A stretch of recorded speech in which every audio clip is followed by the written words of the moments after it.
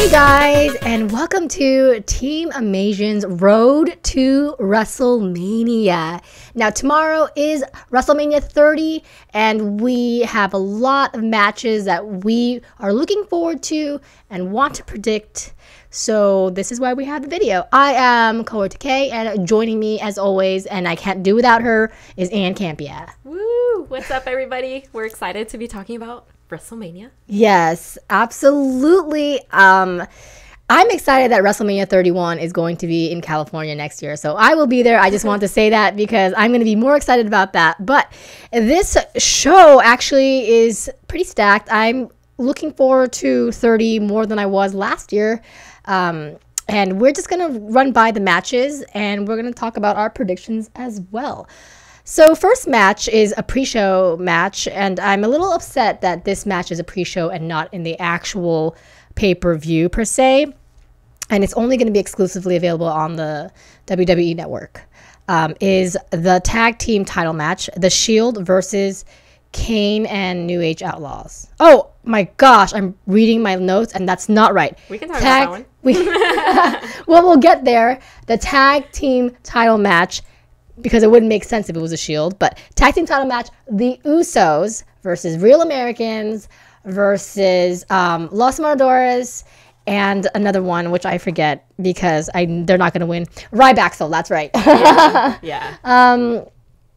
Okay, so I will go first. All right. The Usos are currently the tag team title champions. They recently won it on an episode of Monday Night Raw. Ryback,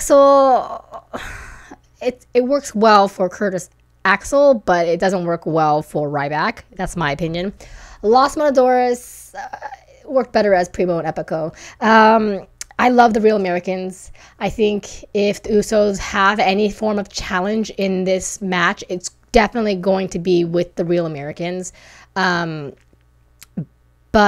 I predict that the Usos will retain with a fallout by Jack Swagger and Cesaro. And that split might happen sooner than we think. Cesaro is extremely strong. He has a strong following. A lot of people love him. I think the WWE knows that they need to do something with him. And he's ready to stand alone again because he was a U.S. title champion a while ago.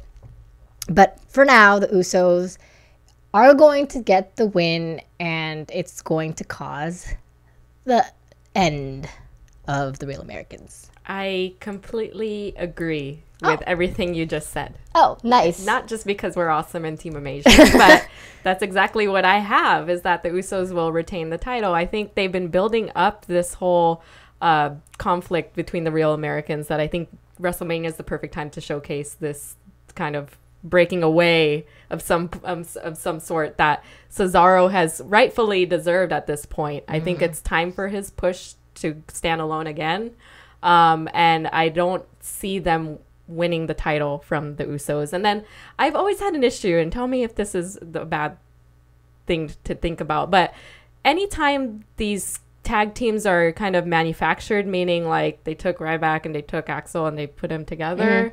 Whereas some people that actually debut as tag teams, I buy into more than these tag teams that I feel like they said you and you together. I agree with you on some levels, but it worked with Swagger and Cesaro because for me, Swagger wasn't doing too hot alone, and Cesaro, well, he kind of disappeared for a while. You put them together as Real Americans, and suddenly people like Swagger again. Suddenly there's more airtime for Cesaro, and it worked really well for these two. Right. And their camaraderie worked really well towards the beginning, and even their dissension, it's entertaining for people. And Zeb, great manager. I love Zeb Coulter. I follow him on Twitter. I highly recommend it. He's hilarious.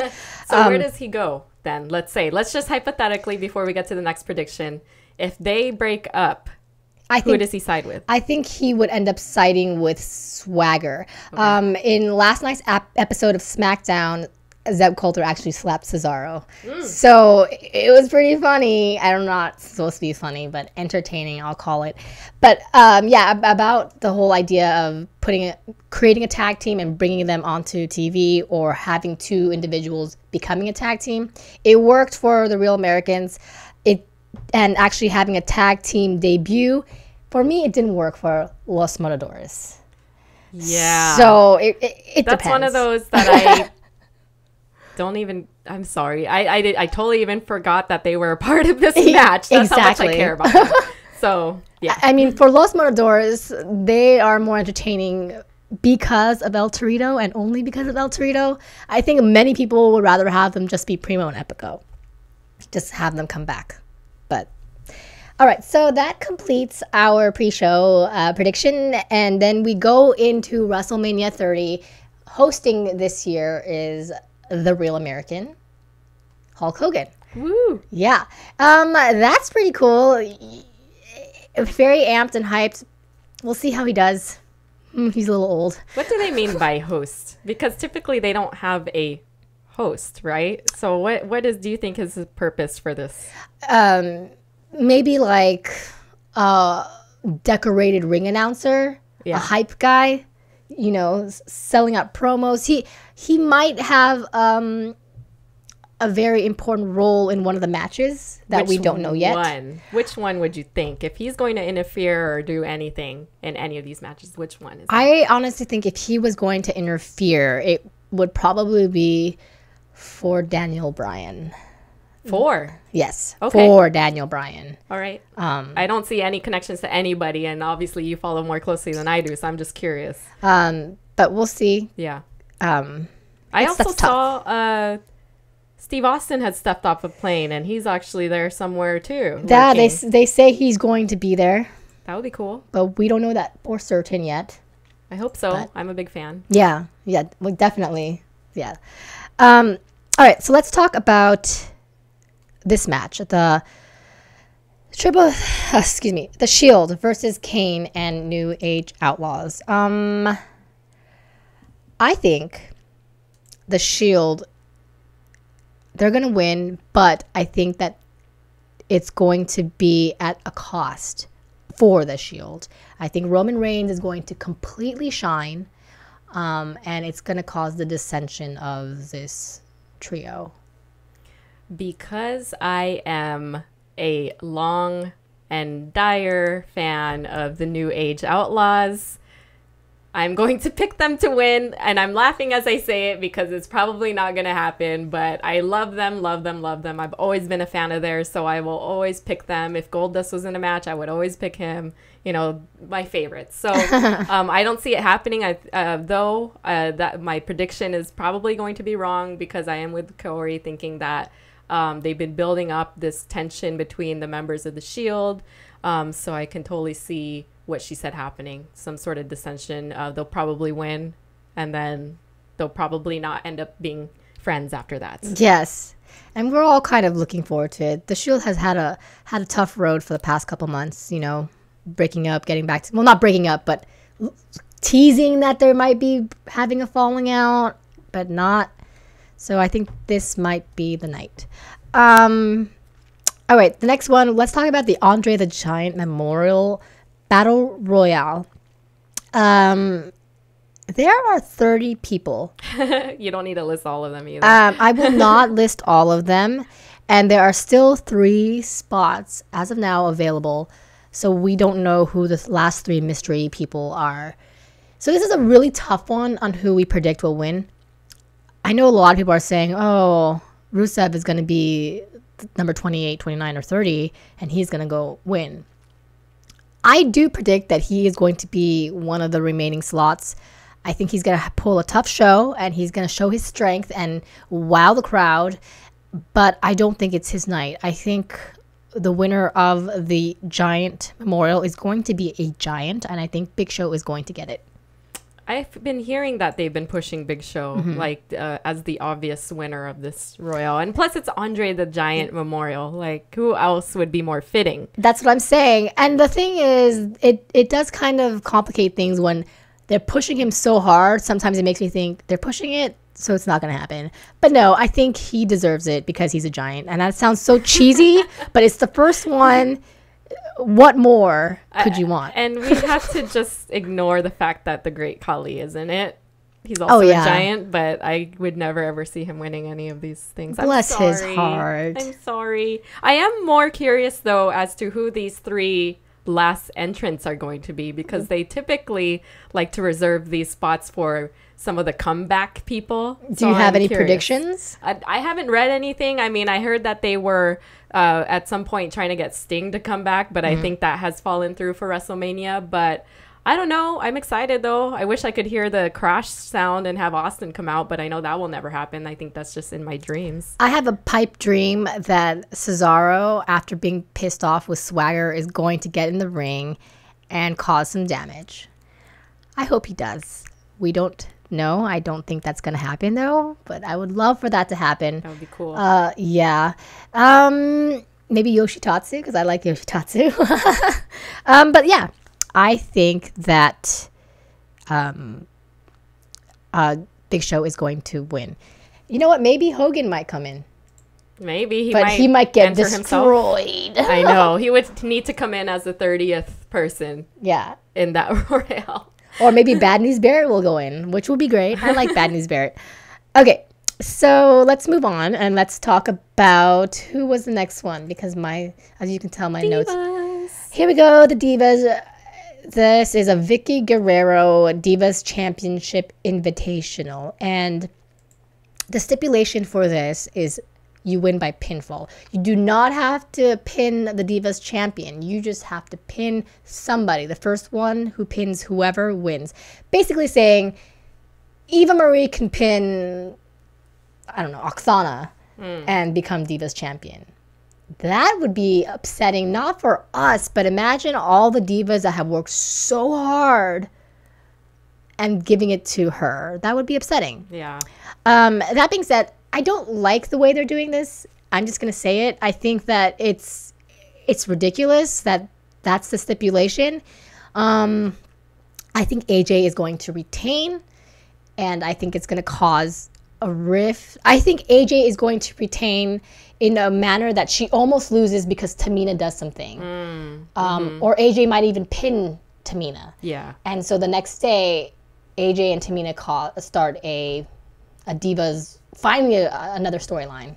So I think that's what could happen. I am happy to see that the Divas match is a little bit more showcased this time around than last time around. I agree. But I agree with you in the fact that the rules suck. I think you have to beat the champion to be the champion. I always have believed that in any sport.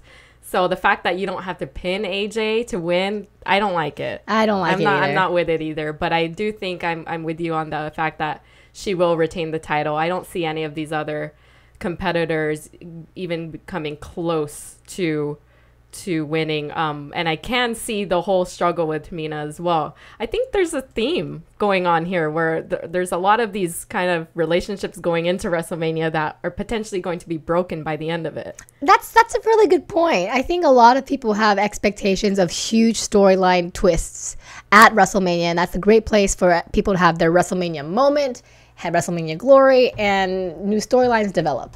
So this is a great platform to have all that happen. Okay, so let's talk about next. I laugh because do we really need to predict who's going to win this one? Undertaker versus Brock Lesnar. I love Brock Lesnar. He puts on a good show. I love his intro music. That do-do. Okay. But Undertaker is not going to lose his streak with Lesnar. That's just not going to happen. Undertaker for the win. Simple as that. Yeah, really. Undertaker for the win, 22-0, baby. Yeah.